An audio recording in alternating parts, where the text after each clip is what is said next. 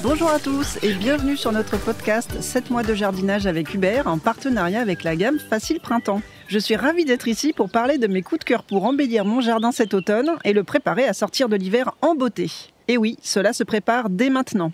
Aujourd'hui, je suis accompagnée d'Alice, notre novice en jardinage. Salut Alice! Salut Patricia, j'ai hâte que tu me présentes tes favoris, car j'ai besoin de redynamiser mon jardin en cette fin d'été. Le préparer à sortir de l'hiver? Dis-moi en plus. Super, j'ai tout ce qu'il te faut. Par ici, c'est l'agapante Midnight Sky.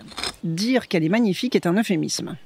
Installée cet automne, ou depuis le printemps dernier, son feuillage persistera tout l'hiver.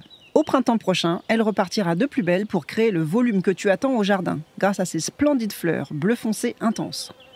D'une floribondité exceptionnelle, de mai jusqu'à fin septembre, elle attire en plus les abeilles et les papillons, et résiste très bien à la chaleur et à la sécheresse.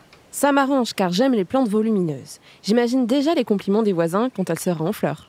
Oui, tu feras des jaloux. Elle peut atteindre jusqu'à 80 cm de hauteur avec une envergure de 50 à 70 cm. Tu peux la planter en massif, comme ici, mais également en bordure ou même en pot sur ta terrasse pour donner de la hauteur à tes compositions.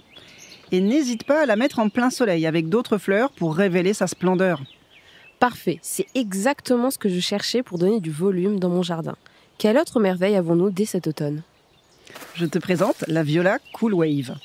Ces pensées retombantes aux grandes fleurs sont incontournables. Avec leurs pétales aux couleurs variées comme le violet mystique de Blue Skies ou le bicolore de Morpho, elles apportent de la vitalité aux jours sombres de l'automne. Elles doivent vraiment illuminer le jardin avec toutes ces couleurs. Et elles sont résistantes au froid, c'est ça? Oui, elles bravent le froid tout en continuant de fleurir de l'automne jusqu'au printemps.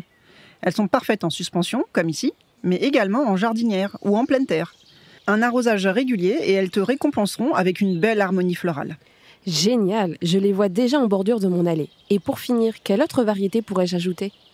Je te suggère un magnifique feuillage comme celui de l'Euphorbe Miner's Merlot. Elle offre un superbe contraste de couleurs avec les autres plantes au jardin grâce à ses feuilles sombres pourpres qui persistent toute l'année. Au printemps, les inflorescences vert clair à jaune apparaissent et font un spectacle éblouissant.